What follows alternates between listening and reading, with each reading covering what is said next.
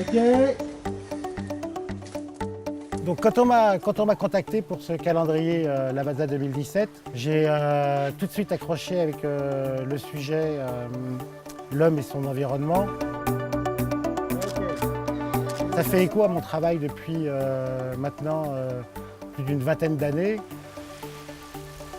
Ici, sur ce calendrier Lavazza, ce qui m'intéresse particulièrement, c'est cette proposition de diptyque, cette façon d'associer deux images d'une manière très formelle.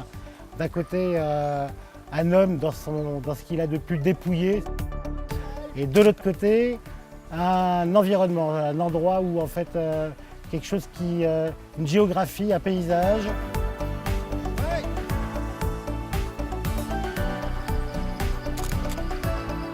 Mes mentors, mes maîtres en photographie, et pour certains le sont toujours d'ailleurs. Surtout, je me suis senti très honoré et quelque part une certaine reconnaissance de la part de Lavazza d'inscrire mon nom.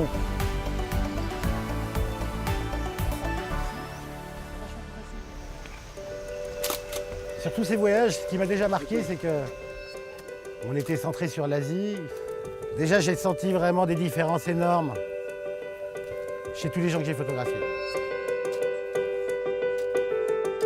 Évidemment, j'ai photographié des populations indigènes, des gens qui étaient plus urbains, des paysans, mais aussi des gens qui vivaient proche de la mer. Et on sent que aussi l'environnement où ils sont, la vie qu'ils mènent, forge leur caractère, forge leur visage.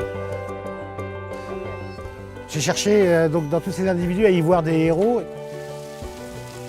D'une part, toutes les photos étaient difficiles à réaliser, car en fait c'est des gens qui n'ont pas l'habitude d'être photographiés, c'est des gens qui n'ont pas l'habitude d'être photographiés.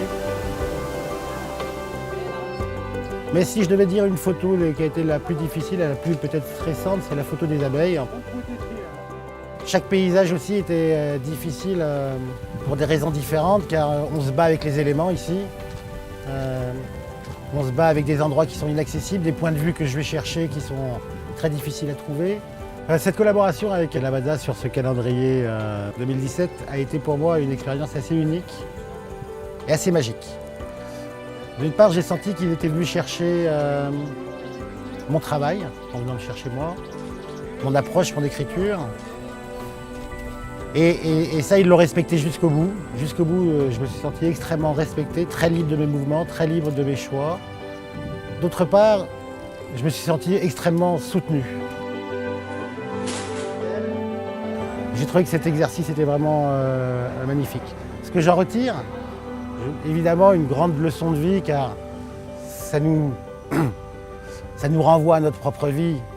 Nous, côté occidental des choses,